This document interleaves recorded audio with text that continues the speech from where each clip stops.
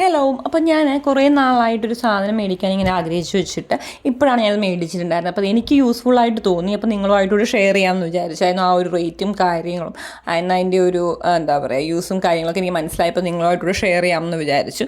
ഈ ഒരു എന്താ പറയുക ഓർഗനൈസറിൻ്റെ റേറ്റ് എന്ന് പറയുന്നത് വളരെ നിസ്സാരമായിട്ടുള്ളൊരു റേറ്റാണ്. നിസ്സാരം എന്നല്ല, എല്ലാ വിലക്കാശിനും അതിൻ്റെതായ വിലയുണ്ട്.